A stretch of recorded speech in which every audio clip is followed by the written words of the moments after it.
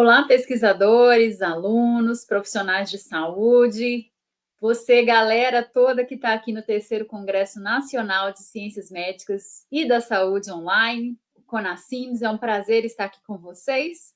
Eu sou a professora Ana Campos e trabalho com iniquidades em saúde na Amazônia, sou professora aqui da Unifespa, uma federal do interior do Pará, mas hoje eu trouxe um assunto diferente para conversar com vocês. E vai ser sobre empoderamento de mulheres na ciência.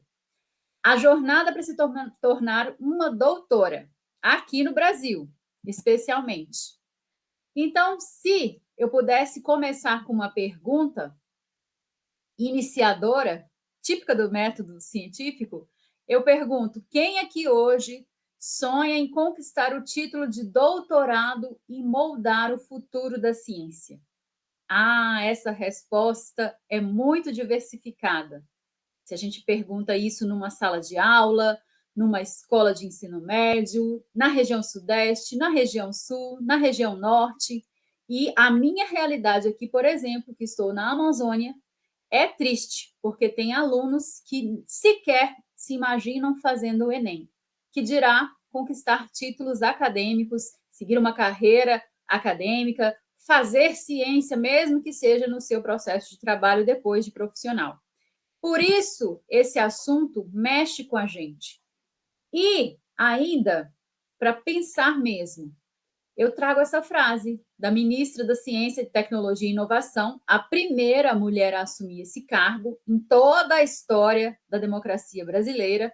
É a primeira vez que uma mulher assume o cargo de ministra nessa temática, nessa pasta, Ciência, Tecnologia e Inovação. Então, Luciana Santos, logo quando entrou, falou a seguinte frase: cada mulher que ascende, que sobe, né, que alcança uma hierarquia maior dentro da carreira científica, é exemplo e inspiração para outra mulher. Por que, então, continuar falando sobre mulheres na ciência? Por que, que isso é importante? E a própria ministra reconheceu isso. Se a gente pegar os números atuais, ou os que a gente ainda disponibiliza para comparar áreas, para comparar formações acadêmicas do Brasil, a gente encontra esses gráficos feitos pelo INEP, feitos pela própria CAPES, e que mostram a proporção de gênero em relação a mestres e doutores é superior ao número de é superior para o lado masculino. E em algumas áreas, esses indicadores, essas taxas, são mais discrepantes ainda. Dá uma olhadinha, por exemplo, nas áreas de ciências da saúde, onde a gente espera que haja mesmo mais mulheres, são as áreas tradicionalmente formadas pelas linhas de cuidado, então atraem mesmo mais mulheres. E aí, a gente comparando com outras ciências, com outras áreas, como as engenharias, a situação é o inverso e até mais discrepante ainda. Mas por que falar desse contexto neste momento para falar sobre empoderamento das mulheres? Para vocês terem uma ideia, cada vez mais que a gente sobe um nível hierárquico, seja mestrado, doutorado, pós-doutorado, professor universitário, líderes de grupos de pesquisa, diretores de instituto, pró-reitores, reitores, grandes lideranças da ciência. A proporção de mulheres vai diminuindo em cada um desses degraus. Então, quanto mais importante o cargo dentro da ciência, menos mulheres existem. E não é à toa que é a primeira vez que o ministério está sendo assumido por uma mulher. E isso é um marco muito importante. Mas para vocês saberem também, nunca houve uma mulher presidente do CNPq, que é a maior agência de fomento para a pesquisa no Brasil. E a gente precisa falar sobre isso, porque nós temos mais mulheres. Nós temos mais mulheres na população, nós temos mais mulheres no eleitorado brasileiro, mas a gente tem menos mulheres nos cargos mais importantes. E esse contexto também já tem sido monitorado pela própria CAPES, que é quem comanda, vamos dizer assim, e rege, regulamenta e fiscaliza todos os cursos de pós-graduação brasileiro, mestrado e doutorado. Então, no Brasil, As mulheres já são a maioria do público fazendo cursos de pós-graduação. Olha que interessante. Esse é um grande avanço, essa é uma grande conquista. Mas elas só estão aí, como maioria, nos cursos de graduação e nos cursos de pós-graduação. O que acontece então? Acontece o que os jornais das principais universidades têm mostrado, e outras mídias também, que isso gera uma desigualdade de gênero muito maior. Então, quanto maior o nível acadêmico, mais desigual são esses valores, essa participação feminina dentro da ciência brasileira. E essa limitada ascensão aos postos mais elevados impacta diretamente nas barreiras que são impostas às mulheres. São coisas que vivenciamos no dia a dia em que, de repente, homens não passam por isso. E se, de fato, é uma carreira acadêmica que é possível para ambos, por que é tão diferente? Por que é tão discrepante? Vamos pensar nisso? Eu trago também outras reportagens para não ficar só dentro do contexto das universidades, porque isso tem sido relatado por alguns jornais muito de grande circulação aqui no país, por exemplo. Esse Poder 360 tem sido lido nas grandes mídias.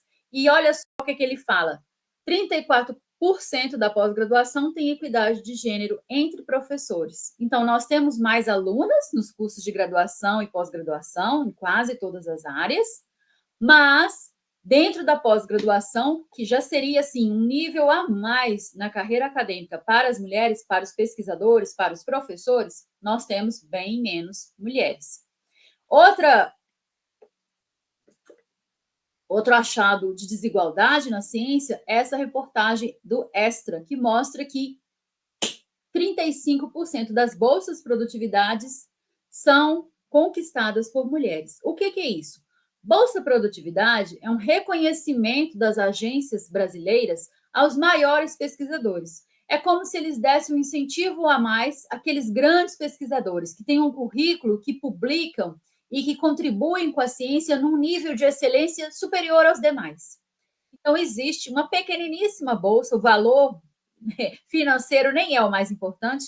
O fato é que é algo marcante. E nós temos pouquíssimas mulheres que conseguem adentrar nessa bolsa produtividade.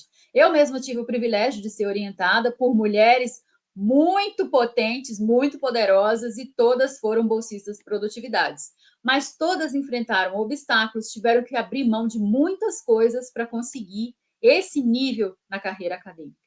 E é sobre isso que eu quero conversar com vocês. É isso que tem me preocupado, para além de tudo que eu faço lá dentro da minha Universidade Federal, formando os meus alunos, da área de biológicas, das áreas da saúde, eu tenho pensado e tenho percebido o quanto que o impacto da nossa formação, da nossa liderança, da nossa capacidade de guiar os nossos alunos tem sido moldado por essas desigualdades. E isso é preocupante.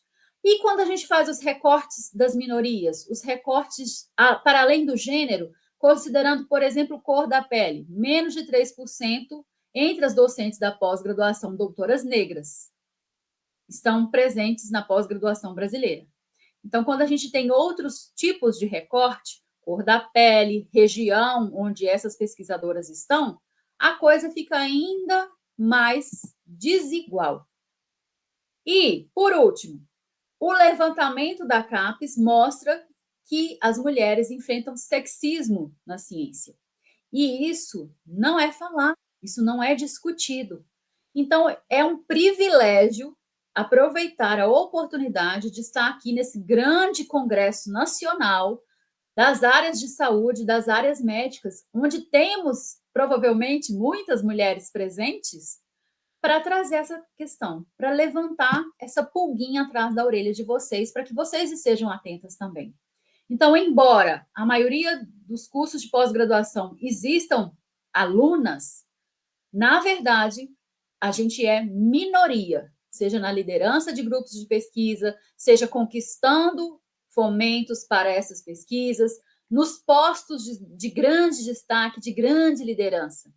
E isso mostra essa desigualdade de gênero, mostra esse sexismo, porque existem alguns obstáculos que vão sendo impostos, como se fosse naturalmente para a mulher chegar no mesmo nível. E aí vem o que fazer. Não dá para ficar só reclamando.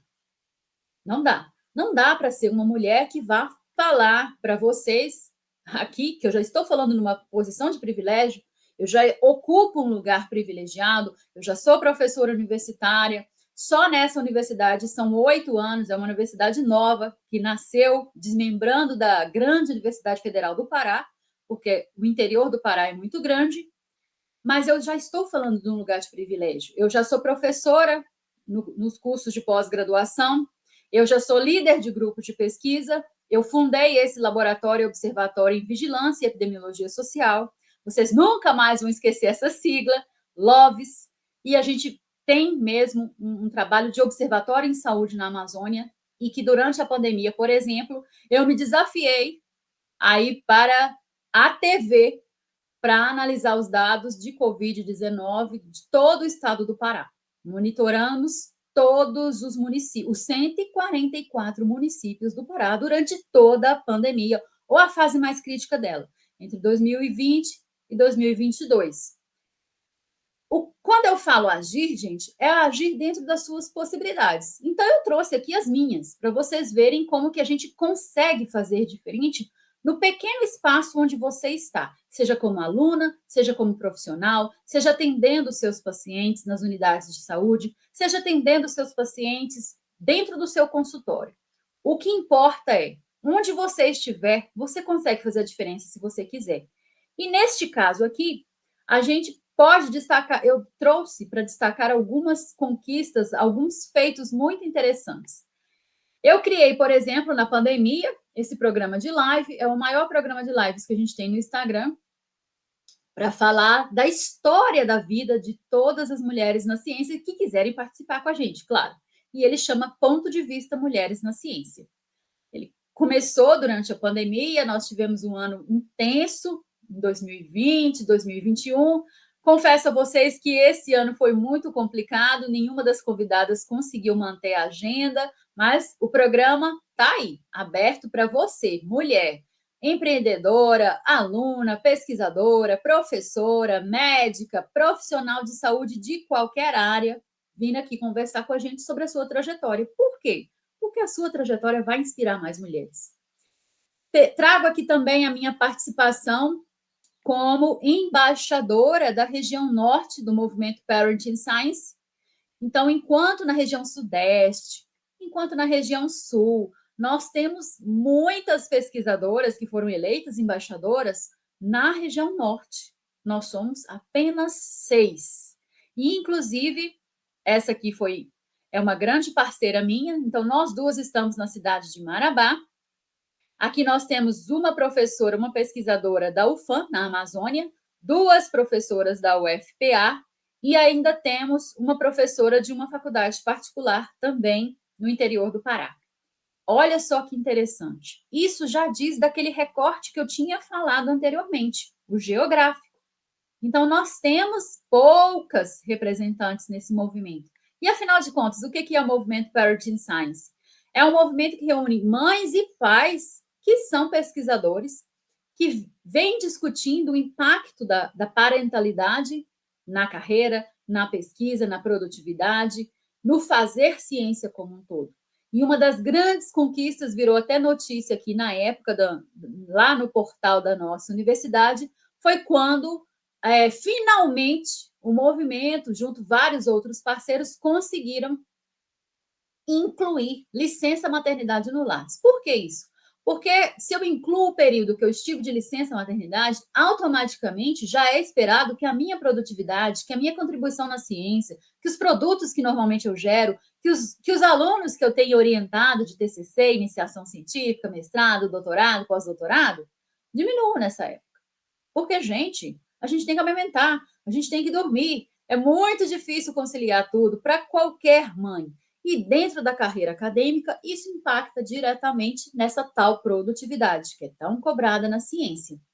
Mas o exemplo move. O exemplo move. Então, de todas as palestras que eu já tenho circulado por aí para falar sobre esse tema, essa que me marcou muito. Primeiro, porque foi na minha cidade natal, em Sete Lagoas, no interior de Minas Gerais, onde eu nasci, e foi com mulheres vítimas de violência, mulheres que superaram muitas barreiras, muitas mulheres, inclusive, com baixíssima escolaridade. E eu contei a minha história de um jeito que não ficou aquela coisa assim, é uma doutora falando, uma pesquisadora falando, não, é uma mulher como elas que passou por situações violentas, inclusive, durante a própria formação, que sofreu muito assédio e tem a possibilidade de inspirar mais ainda, né? Mais mulheres, não só para reflexão, mas olha para isso aqui, agir. Então, é inconcebível ficarmos calados diante dessa temática, dessa constatação. Mas não quer dizer que não é para envolver os homens, muito pelo contrário. Porque o nosso papel, inclusive, é que a coisa seja boa para todos. O meu lema é ciência para todos. E isso inclui que a gente comece a discutir isso mais abertamente, sem culpabilização, sem vitimização, mas tentando agir, tentando trazer à luz a possibilidade, sim, de termos mais cientistas, de termos mais mulheres. Quem foi o cientista brasileiro, o primeiro que liderou a equipe, que sequenciou pela primeira vez em pouquíssimas horas depois do primeiro caso confirmado de Covid no Brasil? Uma mulher negra, pesquisadora brasileira, líder no seu grupo de pesquisa. E temos N outras contribuições que foram mulheres. O Wi-Fi, como ele é hoje, é também fruto de estudos de uma grande física, de uma grande cientista, Marie Curie, que ganhou 2 Nobels e não pôde recebê-los. Imagina, esse feito é raríssimo. 2 Nobels em áreas diferentes. Então, nós temos grandes exemplos e são mulheres que sofreram muito para conquistar essa conquista toda, e a gente sabe que é possível fazer diferente. E aí, dentro desse agir, eu tinha que trazer o meu melhor projeto que pudesse traduzir tudo isso. E é o nosso Garotas na Ciência. Nós temos uma parte dele que funciona online, onde as nossas seguidoras, dentro da minha rede social, dentro da rede social do nosso laboratório, conversam com a gente, trocam ideias, tiram suas dúvidas. E temos a parte presencial, onde a gente visita as escolas, por enquanto, né? Porque falta verba, é muito complicado sair viajando com as meninas por aí, mas por enquanto a gente está nos municípios ao redor da cidade de Marabá, no sudeste do Pará. Então, alguns municípios já querem um projeto, alguns municípios estão combinados, estão agendados para começarmos as visitas do ano que vem, mas vocês acreditem também que, por outro lado, nós temos também escolas que não aceitaram o projeto, escolas que não querem falar sobre gênero, escolas que não querem falar sobre esse tema. Então, nós temos de tudo. E o que eu venho pedir para vocês? Olhem com empatia para os projetos de pesquisa que vão para além dos laboratórios, que vão para além das pesquisas de campo, porque existem essas possibilidades de impacto verdadeiro na vida das pessoas. E é isso que a gente busca. Teve em uma dessas visitas, em uma dessas escolas, uma mocinha lindinha, saiu bem nova, não perguntei a idade, mas bem nova, saiu da sala de aula, veio correndo, a gente já estava indo embora, ela veio correndo me abraçar e falou: Olha, eu sempre quis, espero que era impossível. E conhecer você, conhecer a senhora, porque aqui eles falam assim, conhecer a senhora mudou a minha vida. Gente, eu conversei 5 minutos na sala dessa menina e já fez toda essa diferença. Então, quem sabe é você que está aqui nos assistindo, é você que está aí fazendo ciência sem saber. Porque se você é um profissional de saúde, meu amigo, minha amiga, você já usa o conhecimento científico, você já usa o método científico. Está aí uma grande área em que nós precisamos ser pesquisadores o tempo todo, porque as coisas na saúde atualizam muito rapidamente, existem novos desafios Existem doenças que vão surgindo. Olha a pandemia, como foi. Então, nós temos essa capacidade de compartilhar conhecimento científico através da sua profissão. Você que está ouvindo, você tem um canal em rede social? Compartilhe coisas lá, ensine coisas lá. Traga a ciência para dentro da sua realidade, que eu garanto, vocês não vão se arrepender e vai dar certo. Depois vai lá no meu Instagram, DRA_Ana Campos, me contar, porque eu garanto que dá certo. Agora vem o como. Eu falei que era preciso agir, eu mostrei o contexto todo desfavorável, mas o que a gente faz então? Eu, dentro desse projeto, dentro desse todo esse trabalho, acredito que para a mulher a gente precisa de um método. E esse método está com essa sigla aí, por enquanto, PERC, mas é porque você precisa de preparação, equilíbrio, resiliência e criar uma grande contribuição para a ciência e para a comunidade. Essa preparação acadêmica diversificada é você tentar, se quiser, experimentar todos os níveis acadêmicos possíveis. Não tenha medo. Hoje em dia, a gente não faz mestrado e doutorado para ser professor, pesquisador e dar aula, não. A gente faz mestrado e doutorado para ser líder, para ser destaque na própria profissão, na própria área. O equilíbrio entre a vida acadêmica e pessoal, isso tinha que nos ser ensinado desde antes da graduação. Então, se você é aluno da graduação, você está na vantagem, porque você já está tendo um gostinho aqui de começar a pensar nesse equilíbrio aí. Resiliência, porque é preciso ser resiliente. Eu acho que essa característica me ajudou muito a chegar até aqui, porque eu garanto para vocês, eu tenho muita história para contar, poderia ficar aqui muito tempo só falando dos desafios que eu tive que superar para alcançar esse nível de liderança que eu tenho hoje.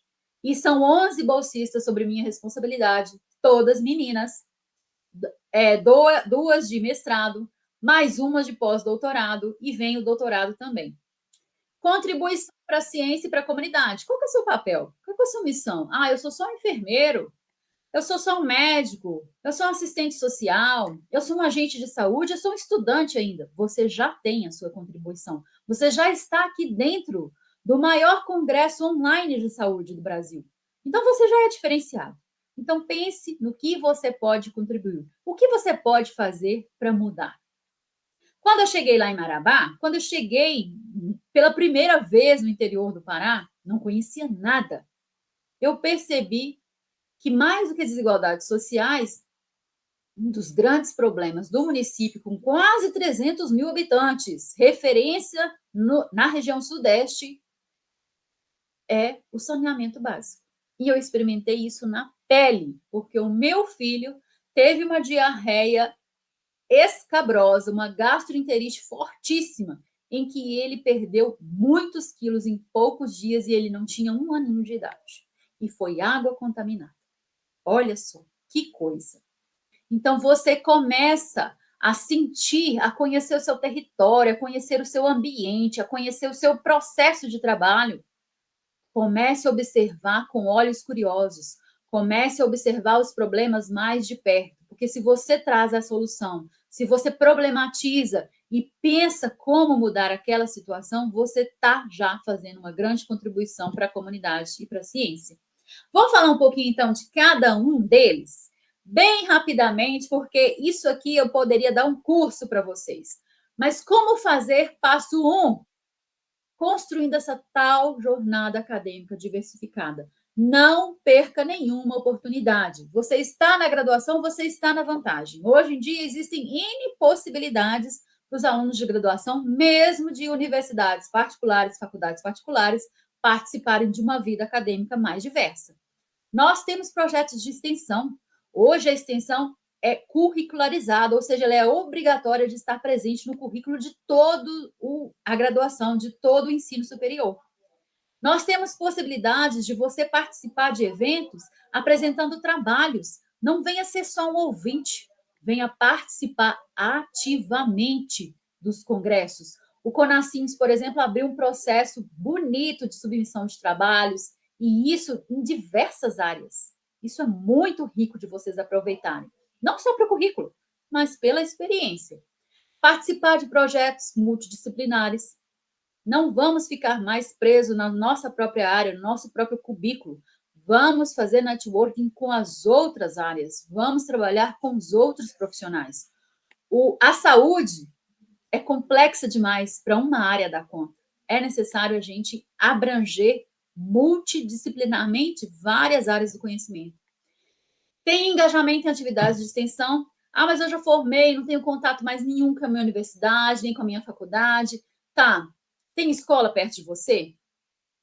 Tem praça, tem ONG, tem associação, tem, de repente, templos, igrejas. Todos esses espaços têm projetos sociais que podem se encaixar perfeitamente em atividades de extensão.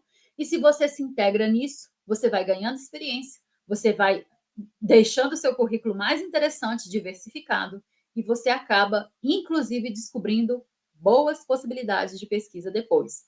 Bons clientes, bons usuários. Conhecer a comunidade é sempre rico, na minha opinião. 3, intercâmbio acadêmico, mesmo que você já tenha se formado. Tente apresentar trabalhos, conversar com pessoas. A minha melhor história para falar sobre intercâmbio acadêmico não é nem minha, é uma história de uma amiga minha que foi apresentar em Barcelona um resumo, um grande evento internacional da odontologia, e ela estava lá no banner dela, meio desanimada, meio cansada, fuso horário, muitos problemas. E, de repente, o maior pesquisador da área dela, que é periodontia, estava ao lado dela. Por quê? Um australiano. Porque o aluno dele faltou. E como era um congresso muito importante, a gente, orientador, assume. Né? A gente não pode deixar o trabalho sem ser apresentado. Então, a gente vai lá e assume. E foi isso que ele fez. E no fato de um lado do outro, o banner do ladinho, ele conheceu o trabalho dela, porque leu o banner, estava tudo em inglês, ela fala inglês muito melhor do que eu, e depois trocaram e-mails, trocaram telefones, e não é que desenvolveram um trabalho juntos? Ele foi fundamental na tese de doutorado dela depois? Gente, isso é fantástico. E isso a gente estava no mestrado. Publique o seu TCC. Ai, tem 1900 anos, bolinha, que eu já concluí meu curso de graduação. Publicou seu TCC? E ele vai ficar engavetado por quê? É sua primeira pesquisa. Mesmo você que é jovem aí e teve a iniciação científica e foi bolsista, pensa aqui comigo. A iniciação científica, o projeto é do seu orientador. O seu TCC, você é o protagonista. O seu TCC, você é o primeiro autor. Então, publique o seu TCC. Tem muito tempo, a depender de quanto tempo tem, ainda tem jeito. Sugestão? Conversa comigo no Instagram que eu te ajudo. Já publiquei muito TCC de gente que não acreditava que era possível. Essa é a parte mais difícil, tá? Eu não vou falar para vocês que eu dou conta nem de falar muito sobre ela. Ter equilíbrio na vida como um todo já é difícil. Entre a vida acadêmica e a pessoal, é quase impossível, mas é necessário. A gente leva a prova para corrigir para casa, a gente leva problema dos alunos para casa. Eu aqui estou tentando ficar tranquila, mas é final de semestre. Os meus alunos foram mal na prova, eu já tenho que pensar em outras possibilidades. E aí você vai deixando a coisa misturar e tomar conta. Veio a pandemia, a coisa piorou, especialmente para as mães. Eu já estive em banca de mestrado que eu fiz questão de filmar. Eu na banca de mestrado, a câmera toda em mim, professores falando tudo certo. E eu só levantei o celular, meu filho estava pulando no sofá, igual um cabritinho, feliz da vida. E essa é a nossa realidade. Mas como equilíbrio? A maternidade me ensinou isso. Eu passei muitos anos muito focada na carreira, fazendo muitas coisas ao mesmo tempo. Isso foi bom, isso me trouxe, me vislumbrou muitas possibilidades. Conquistei uma bolsa e fiz doutorado fora, mas também trouxe consequências para a minha saúde. Eu engordei muito e também acabei privando de algumas coisas. A maternidade me desacelerou, a maternidade me trouxe novos desafios e, ao mesmo tempo, uma prioridade, uma coisinha de nada, essa coisa fofa que está aqui, que faz tudo valer a pena. Então, qual é a sua? Você tem que ter uma. Não importa o que, é seu, é próprio de você. Então, alcançar esse equilíbrio vai muito também de descobrir o que é a sua prioridade, o que, que você mais se vê fazendo por muito tempo, feliz da vida, e qual é o seu motivo para retornar para aquele estágio, para retornar para aquele trabalho, para aquele local todos os dias. O meu está aqui, meu pequeno milagre de Deus, que vem me ajudando a ser melhor. Vamos falar agora do terceiro pilar, que talvez seja o mais importante para nós mulheres. Resiliência para superar obstáculos. Por quê? Gente, se eu ficasse muito travada nas coisas ruins que já me aconteceram, eu não teria saído do lugar. Eu estou falando de coisas, por exemplo, eu fui trancada em armário quando eu era criança, era nerd também, era muito inteligente, tinha nota maior, era muito nova, então fui trancada no armário, fui molhada, tive até pneumonia.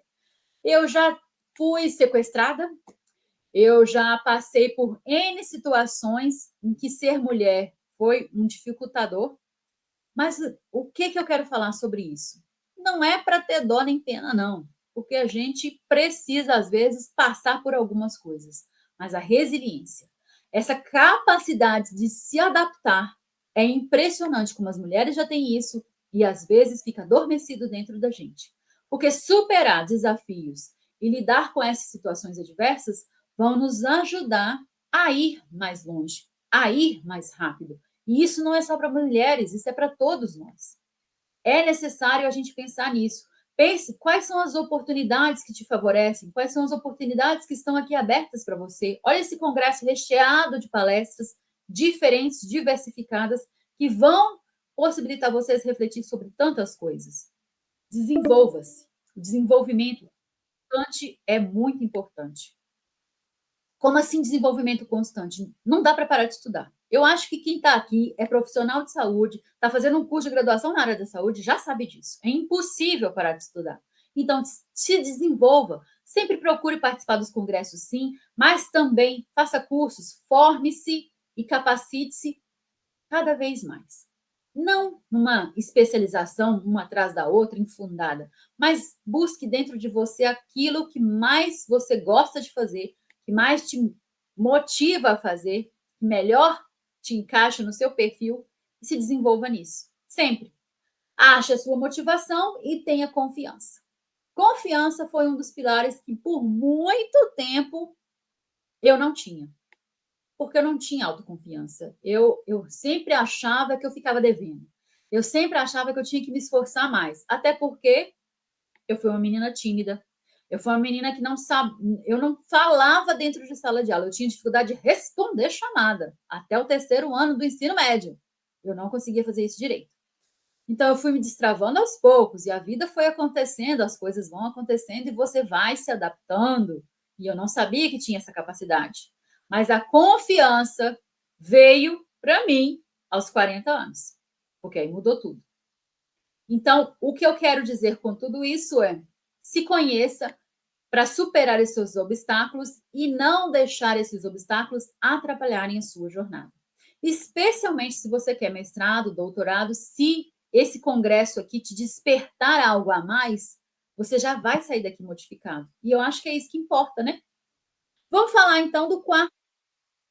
Qual que é a contribuição para a ciência e para a comunidade? Eu trouxe algumas aqui, talvez as que eu mais orgulho, para falar bem a verdade. Vamos começar aqui para a esquerda, a minha coleção de livros sobre envelhecimento. Antes de me dedicar à carreira acadêmica, antes de falar de garotas na ciência, por muitos anos eu fui referência na área de envelhecimento. A minha tese de doutorado se chama AGECOL, é um estudo chamado AGECOL, Age, Gender and Quality of Life, envelhecimento, gênero e qualidade de vida, e que tem uma coleção de 5 livros aqui publicados, mais de 14 artigos científicos. Eu acho que esses livros representam todo esse trabalho, porque tem mais de 200 pesquisadores que escreveram esses livros comigo para mostrar um lado do envelhecimento que pouca gente conhece, né? Para além do clínico, para trabalhar outras questões também. Aqui embaixo, logo debaixo dos livros, É a primeira gincana de escola de saúde na escola de Marabá, a cidade onde eu sou professora, e eu consegui fazer 800 crianças competirem com temas de saúde, com gritos de guerra, com show do milhão, desenhando o mosquito da dengue, fazendo o mosquito da dengue, fazendo semáforo de alimentos para escolher quais são os melhores alimentos, os mais saudáveis. E foram 800 crianças, teve premiação, foi uma ação em saúde, olha a extensão, extensão na veia isso aqui. Foi uma ação de saúde brilhante, desenvolvida durante 2 anos, que o fechamento foi essa gincana, e que os nossos alunos foram protagonistas desses jogos, dessas brincadeiras. Aqui, a minha primeira formatura, minha primeira turma se formando. Olha meu piquitito aqui no meu colo. Ser mãe cientista é isso, olha ele aqui, dormindo no colinho da mamãe. Aqui eu já era diretora do Instituto de Estudos em Saúde Biológicas, eu fui eleita diretora adjunta, e como o diretor-geral, meu amigo, inclusive, estava de férias, eu presidi a cerimônia de entrega de diplomas. Foi emocionante. Há muito tempo eu sou professora, mas esse dia foi especial, porque foi a minha primeira vez ocupando um cargo de destaque, formando alunos que foram meus alunos durante tantos anos, e foi um orgulho. Aqui a nossa gestão comemorando, pela primeira vez o Instituto de Saúde se reúne para comemorar o próprio aniversário do Instituto, de criação do Instituto, que é o único instituto de saúde da região, especialmente numa universidade pública federal, e que vem fazendo a diferença. Bom, esse aqui é um reconhecimento da Semana Acadêmica da Faculdade de Carajás, uma grande parceira, que é uma faculdade particular daquela região, e que eu sempre estive presente na formação dos professores lá. Aqui é minha aluna, uma menina negra, linda, que venceu, no primeiro lugar, a Feira de Ciências dentro da Mostra Científica do Pará, do estado do Pará. E este, que é o meu reconhecimento de honra ao mérito, recebido na Câmara Municipal de Sete Lagoas, minha cidade natal, onde foi feito aquele estudo do envelhecimento que eu contei para vocês. Eu examinei e acompanhei mais de 2.000 idosos em casa. E esse prêmio só está aqui, não porque eu recebi-lo, inclusive. É o meu maior prêmio, mas ele está aqui porque o meu pai e minha mãe foram chamados na Câmara, na cerimônia solene, para receber isso em mãos. Eu nem aqui morava mais, eles receberam. Isso para mim foi muito emocionante, porque meu pai sentiu um orgulho que ele sempre quis ter, algo que ele sempre quis atingir, ele tinha potencial para isso, mas a vida não permitiu. E ele é como se ele falou isso, ele é como se ele visse a realização de algo que é dele também, é um pouco dele também, claro. Então, como contribuir para a ciência e para a comunidade? Última parte, a mais importante de todas. Aí eu fui para as redes sociais, minha gente. Aquela menina tímida, sabe, que não respondia nem chamada. Aquela menina tímida que antes de 2019 não tinha nem WhatsApp. Eu tinha um celular tijolinho para fazer ligação, e olha lá. Ainda falava mal das pessoas que ficavam usando redes sociais. Olha só, a gente paga a língua.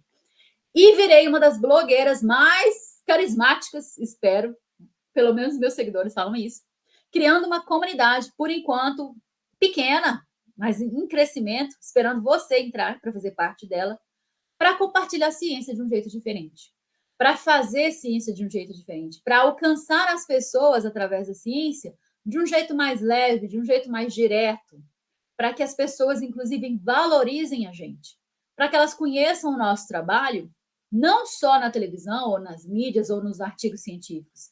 Qual é a população brasileira que lê artigo científico? Vocês me contem aqui. Se não só nós, ou quem está no meio acadêmico, os nossos alunos, pós-graduação, cientistas, pesquisadores, os afins. A maioria da população não sabe nem o que é isso. E é nisso que eu venho me centrando para refletir, para discutir, para trazer de um jeito mais leve, para simpatizar as pessoas que antigamente jamais olhariam para a ciência com os olhares, é uma coisa comum, é uma coisa legal, é uma coisa que faz parte da nossa sociedade, é uma área importante como qualquer outra. Então, eu criei um canal no YouTube, estou nas redes sociais para falar disso, para falar de ciência de um jeito diferente, e se chama Comunidade Vidas Pesquisadora. Então, é VIP, para valorizar você e trazer a sua essência para dentro da sua área de atuação, para dentro da sua profissão, porque isso é possível e isso traz resultados fantásticos para você e para a comunidade. Pensa nisso e depois entre em contato para me contar o que vocês acham. Recapitulando, então, nós temos então que pensar nesse agir para fazer diferente, para alcançar mais pessoas, para termos inclusive mais sucesso na profissão. Por que não? É termos sempre isso aqui em mente: preparação, equilíbrio, resiliência e pense, execute qual é a sua contribuição na ciência e na comunidade. Aqui para vocês já pegarem o QR Code para começarem a me seguir, não vai ter nem trabalho de digitar, porque eu quero ver vocês comunicando ciência, conversando comigo, tragam as suas dúvidas, participem do congresso do início ao fim, porque tem muita coisa legal em todos os dias, em todos os horários, e a gente vai fazer ciência de um jeito diferente. O meu convite é esse para vocês. Bora fazer ciência de um jeito diferente, alcançando mais pessoas. Muito obrigada por tudo e obrigada pela oportunidade de estar aqui.